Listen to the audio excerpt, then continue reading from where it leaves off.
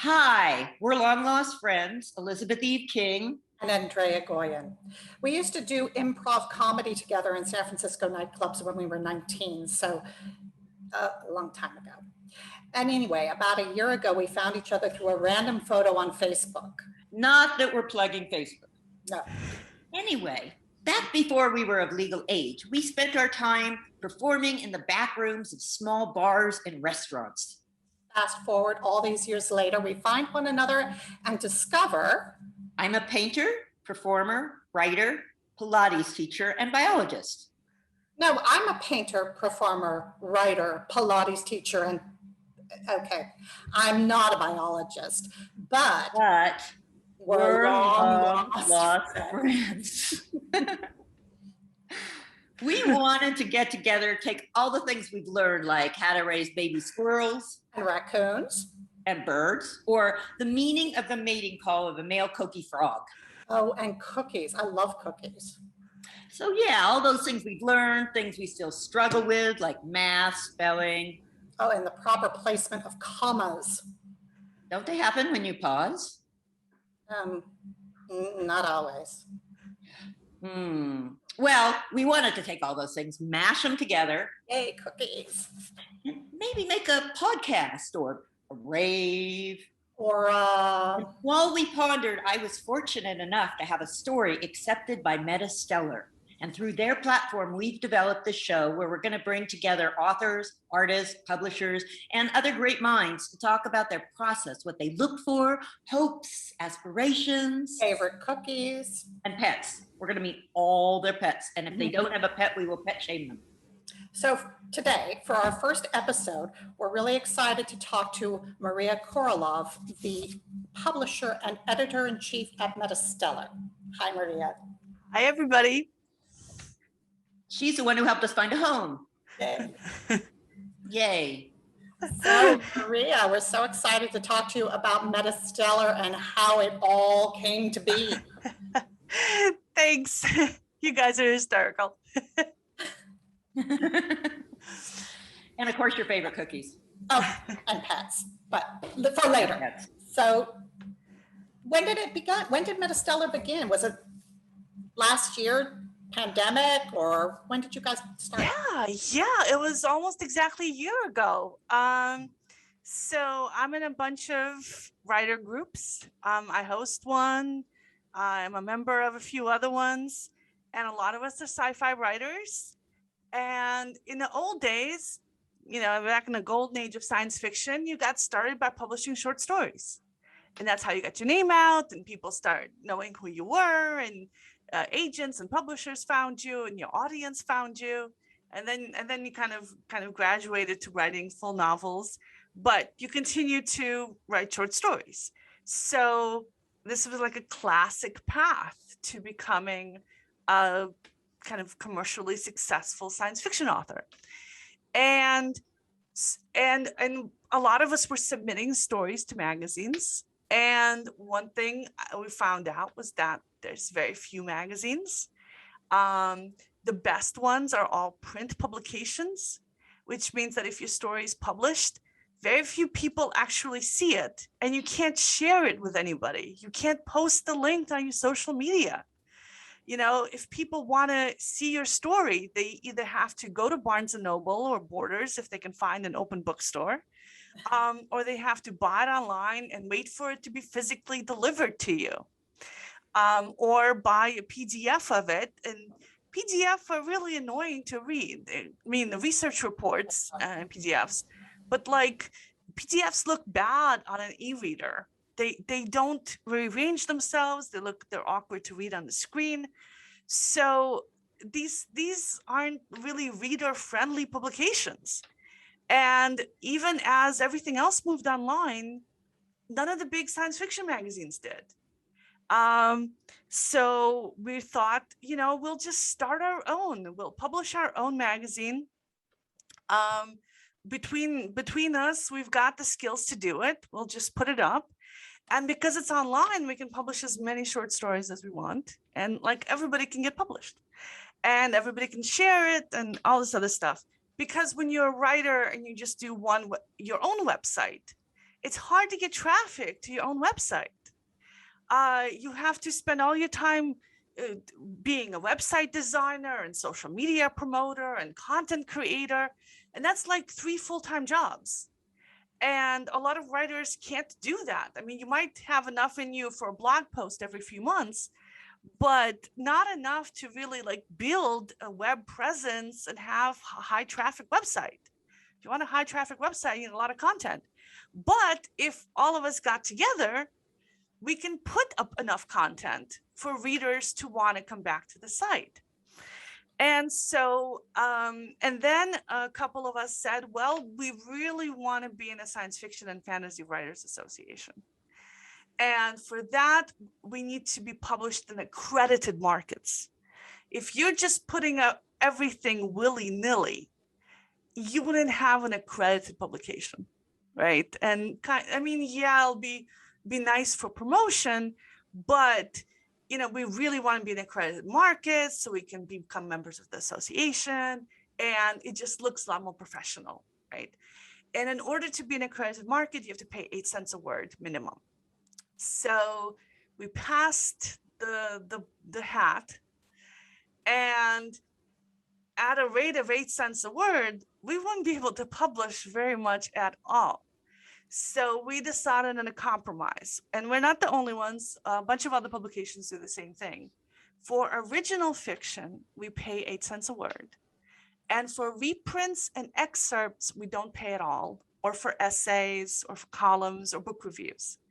So if your story has previously been published, no matter where, your own website, Amazon, Facebook, we don't care, Twitter, if it's been previously published, we can publish it as a reprint and we don't pay you for it, but we can publish as many of them as we want. And then after we pass the hat, we pull some money together and we have a call for submissions and we publish original fiction and we pay for that. So that was the compromise that we came to roughly about a year ago. And we put up a website. And I've edited websites before. I have a website about virtual reality that's been up for 12 years now, and it's had millions of views. And doing my day job, I'm a technology journalist. This is what I do for a living. I've run news bureaus. So this is kind of the routine thing that I do as part of my day job. So we put up a website. For our first round of submissions, we had like 300 writers submitting stories.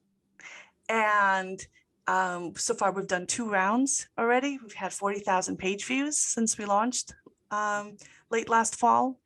It took us a couple months to like get everything organized and go up. We've had more than 150 writers have either original stories or reprints or essays or book reviews on our site. And we've got right now 13,000 readers who come back more than once. Like I said, we just passed the 40,000 page views mark. That's great. And we're funded by donations. So you can go to our Patreon page and support us. The more donations we have, all the money goes to original fiction. I mean, everybody who runs it is a volunteer. And we're always looking for volunteers. We're looking for people to write book reviews and essays. We're looking for people to copy edit. We're looking for people to like manage our social media because we're growing that. We're looking for all the kind of production and administrative help because we're growing fast. So whatever job that somebody wants, we can put them to work. So any kind of web content, video content, like through our YouTube channel. We would love to start a podcast. And we've been planning to do anthologies that are published under the MetaStellar imprint. And there's a site called Draft to Digital, which is the most popular site for authors going wide. So for publishing, beyond Amazon. And we're planning to use that. Publishing. Could you add a link to that? What? Could you add a link to that, perhaps? Yes, I will post a link to Draft to Digital in the description. And to the Patreon page. Yeah, to the Patreon page and of Yeah. course. And, And yeah, another and thing. links to Yeah, yeah. everything. Yeah, all those links will be down Right. below. So last winter, Draft to Digital came out with a system where if there's co-authors on a book, Draft to Digital will automatically split the royalties and take care of all the payments. Nice. So before, you had to have somebody do the accounting. So like, say I published an anthology with 10 other authors, every month we get like $3 worth of royalties. I'd have to divide that by 10 and send everyone a check with 10 cents. You know, this is, and nobody wants to do that. And so very few people did. But and now you can, and Draft to Digital takes care of it. We considered publishing ebooks, but there's a copyright issue with ebooks because if you are on Amazon and are in the Kindle Unlimited, Amazon Unlimited, Kindle Unlimited, one of those unlimited things, it requires exclusivity. So publishing on Kindle Unlimited for short stories is a fantastic way for authors to get out there. But that means that they can't be published electronically on any other platform, but they can be published in print. So we can so even if the authors have their short stories published on Amazon, we can publish it in a print book on Draft to Digital and share royalties. So that's what the site is. That's what MetaStellar is about for authors. So it's a way to get out there. It's a way to have a media profile. Every time we publish an excerpt or a reprint or an original short story or a book review or essay, there's a bio box at the bottom where the authors can include all their links to everything, their website, their Amazon author page, their social media profiles, their YouTube videos, whatever they want. And they can change that at any time. So when your book comes out, you can update your bio and it gets updated on all the things that you've previously had posted on MetaStellar. And those are all fresh inbound links to whatever new thing that you're promoting. So these are like free ads to all your writing that are always up, always current, and always pointing to your latest media presence, your latest online presence.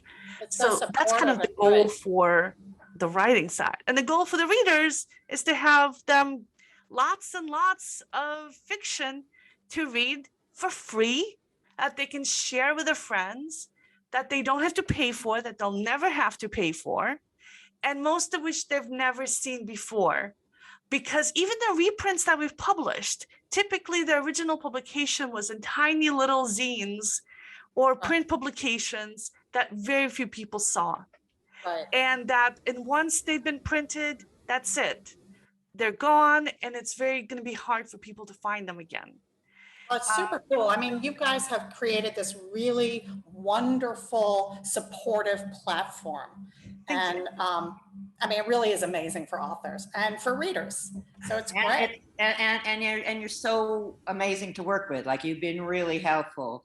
You know, just working with you a little bit, we got so excited and we're looking for a home. So we're fans of MetaStellar.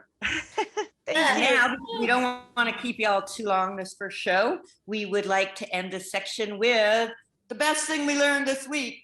So I'm going to start that. I'm going to do two little best things. One is that I got nominated for 3 Pushcart Awards. That's amazing. Thank you. I'm really fortunate, and I thank Daniel Scott White and his wonderful publications and all that. And then the second really exciting thing I learned this week is Kittredge fungus is that fungus that you may or may not have heard about. It's the one that's causing all the deformities in frogs and the big, huge frog die-offs. It's been in the world for a long time, but it just recently, you know, within the last, 10, 20 years, started just wiping out frogs. They've discovered like 3 different cures for it. Some can only be done in the lab, but one was just treating the water with a bit of salt, and it seems to solve that Kittredge fungus. So that's the best thing I learned, because that's yay. Okay, You I'm might- gonna go second. We'll leave our guest for last.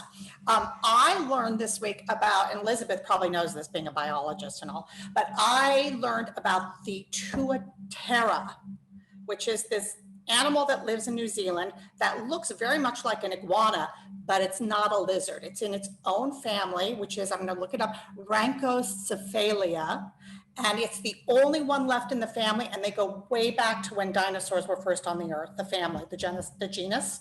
So, and they're like really cool. They look like a lizard, but they're not. They're more like a dinosaur. So that's Okay, cool. well, mine kind of really sucks then. Oh, no. Oh, Say we passed the 40,000 page views mark. Woohoo! And That's I've great. already even mentioned it. That's amazing. no, that's great. That's great news. Ours That's is great news. But I actually do an article for MetaStellar every Sunday, which is a roundup of the best writing advice of the week. And I have like 24 links already assembled that I'm gonna be publishing tomorrow morning. And that's gonna be on the MetaStellar homepage. And I'll actually post the direct link to the advice site as well. And so every week, these are the stories that I like best with writing advice. So I will be Great. sharing that tomorrow morning, and which probably will be before the video runs because we're gonna have to edit this. So I will add the direct link to that story in the description when we edit this. great. Great. All right. Thank you so much. Thank you for joining us. Well, thank you for having me. It's been a pleasure. You guys are so much fun. Oh, you so wonderful. Thank And you. we're long lost friends. Yes.